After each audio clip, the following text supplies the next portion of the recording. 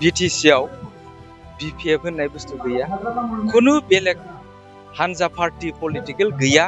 26टानिफ्राय 30टायाव UPPL आ आरामसे देरहानानै गावनो हारसिं सरकार दागोन, बे रोखा जाबाय। बेवहायथ' खुनु BPF होननाय थाला, एकदम नुला। बिथांमोना दिनै बिजन गैयै लिडार। बिथां हाग्रामा महिलारिया एखनबा बुङो आंखौ आंनि समस्थियाव थाङोब्ला आंखौ गोजाननिफ्राय फ्लेंक किस होयो होननानै, नङा होमबा? बेफोर मा खोथा? आरो जेबो एजेन्डायानो गैया, खारन बे रोङा।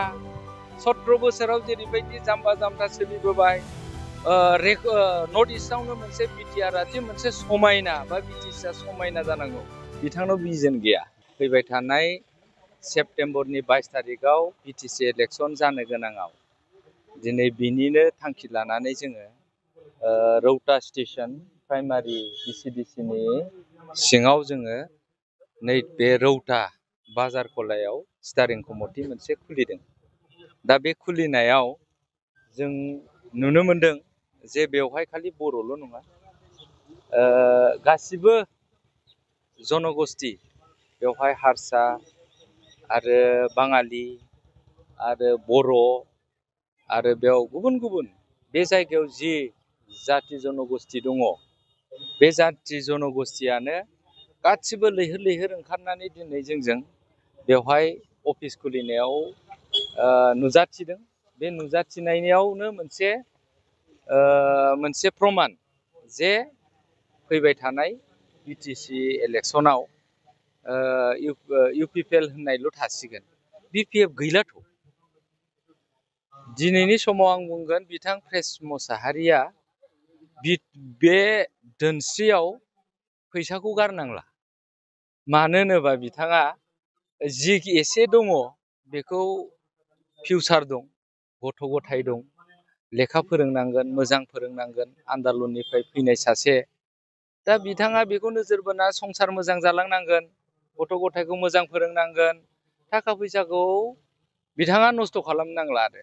खारन दिनै नायदो जोंनि बे बिटिआरआव 2020 शक्ति प्रमद बर' दैदेननाय सरकारनि उननिफ्राय दिनै बोसोराव दिनै 14 जन APSC पास जायो आरो गुबुन गुबुन बिथिङाव साख्रि मोनगासिनो दं इउथ्सआ, नङा होनबा? लाइमोनफोरा दिनै थार्ड ग्रेडआनो होन बा जेखि जाया टिचार्सआनो होन, गासिबो मोनगासिनो दं। दिनै नैबेखौ नोजोर बोनानै BTCआव गासिबो जनगोष्ठीया जे BTCआवदि मोनसे जौगाथाय फैबाय, मोजां खुंथाय फैबाय, मोजां मोनसे BTCखौ बिराद मोजां मोनसे खुंगिरि सासे जों लिडार मोनबाय, बेखौ जोंनि बे BTCनि 26टा जनगोष्ठी संसार जाग्रा मानसिफ्रा, साधारन मानसिफ्रा बुजिबाय। दा बेखायनो बेवहायथ' खुनु BPF होननाय थाला, एकदम नुला। बिथांमोना दिनै बिजन गैयै लिडार, नङा होमबा? लासिं सिंनो दिनै नायदो गोजौआव बिथां हाग्रामा महिलारिया एखनबा बुङो आंखौ आंनि समस्थियाव थाङोब्ला आंखौ गोजाननिफ्राय फ्लेंक किस होयो होननानै, नङा होमबा? बेफोर मा खोथा? आरो बिथाङा आरो जेबो एजेन्डायानो गैया, खारन बे रोङा। 17 बोसोराव जेरैबायदि जाम्बा जाम्था सोलिबोबाय, नङा होनबा? दिनैहाय नोङो नायदो खाम्फा आरो चन्दन आरो प्रमद बर' बिथांमोनखौ रायनायनि अनगा जेबोआनो गैया। देरहाखांनानै बिथाङा देरहाबायानो दे, जेन'बा आरो सलायबाय। दा देरहागोनबा बिथाङा मा मावगोन? बे 26टा जनगोष्ठीनि थाखाय बयहाबो मोनफ्रोमबो जाथिया मोनसे मोनसे प्रब्लेम दं, नङा होमबा? दा बै प्रब्लेम बा खहाखौ मारै समाधान खालामगोन? बे बिथाङा बे BTCखौ बोरै मोनसे बयबो जाथिखौ जौगाखांहोनानै मोनसे नर्थ इस्टआवनो मोनसे बिटिआरआ जे मोनसे समायना बा BTCआ समायना जानांगौ, बिथांनाव बिजन गैया। दिनै बोरै होगोन? बे बोसोरावनो 14 जन गाहाम APSC पास जानाय बे मोनसे फिसा काउन्सिलनि मानसिया, नङा होनबा? गोरों जाबाय। मोनफ्रोमबो न'खराव बुंनो थाङोब्ला दिनै ग्रेजुवेट MA पास गथ'फ्रा ओरैनो दङ, नङासे? दिनै बेबायदि सासे खुनु बिजन गैयै लिडारनो जाम्बा जाम्था मानसियाबो होला बेनो आरो ओमफ्राय नायदो दाख्लि प्रेस मुसाहारि बिथाङा नङा होमबा 2.0 2.9 बिथाङा बुंदों BTC नि जेसेबांखिनि डिपार्टमेन्टेलि खामानि फैयो बे बिथांमोनहा डिसियानो सलायो होनदों बिथाङा बबे जुक्तिजों बुंदोंथाय बिथाङा एसे नायनाया मोजां लाजिनांगौना बियो नङा होमबा बिथाङा बुंदों जे BTC आ बुंदों जे BTC आव मोनफ्रोमबो डिपार्टमेन्टनि फैनाय खामानिया मोनफ्रोमबो खामानिया जाफुंसारनांगौ जाफुङाब्ला बिथांमोनहा नायनानै बे जायाखै इनकमप्लिट होननानै दिनै बिथांमोनहा मोनसे NOC हरनांगौ जायो NSL दा NOCL खौ नोंथांमोना जुदि खामानिखौनो मावाखैब्ला डिसिया बोरै हरगोन दिनै डिसिखौ बिटिआर सरकारा दायथ' लानो होदों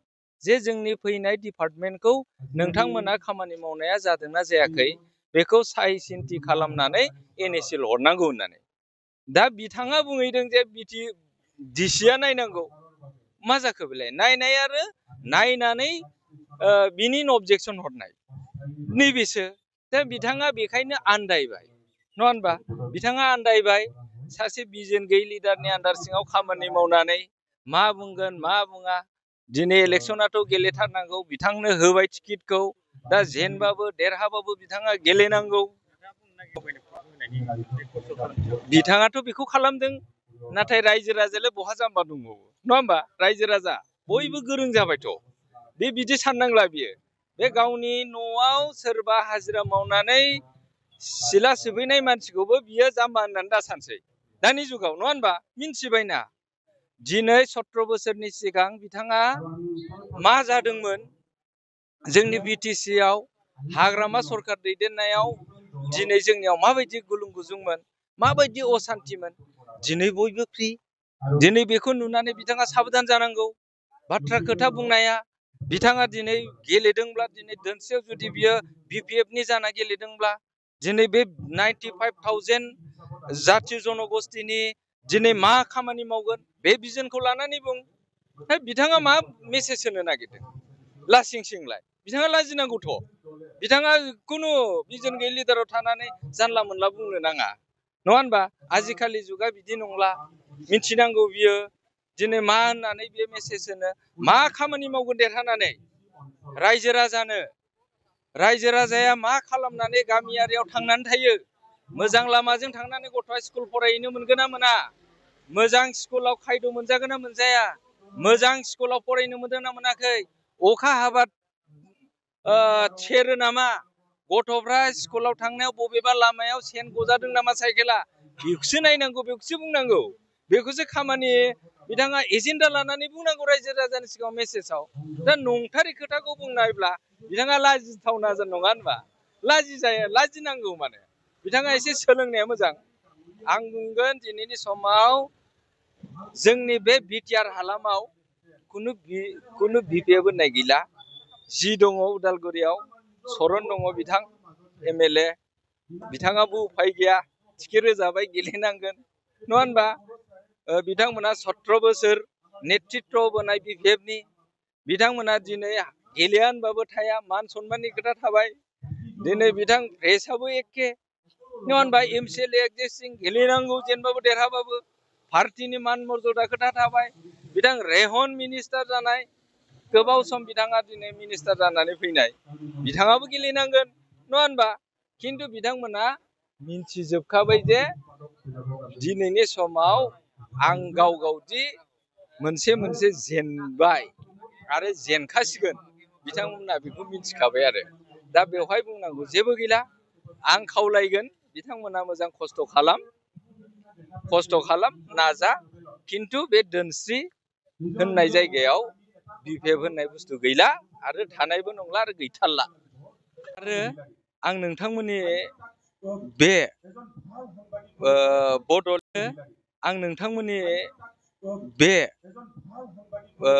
बड'लेण्ड रादाबनि गेजेरजों फोरमायनो नागिरदों BTC आव BPF होननाय बुस्थु गैया खुनु बेलेग हानजा पार्टी पलिटिकेल गैया जे फैबाय थानाय 22 तारिख इलेक्सन जागोन BTC आव 26 तारिखै रिजाल्ट सानगोन बेलासिनि 5 रिंगायाव नोंथांमोना मिथिगोन जे 26तानिफ्राय 30तायाव UPPL आ आरामसे देरहानानै गावनो हारसिं सरखार दागोन बे रोखा जाबाय 100% बेयाव खुनु सन्देह गैया।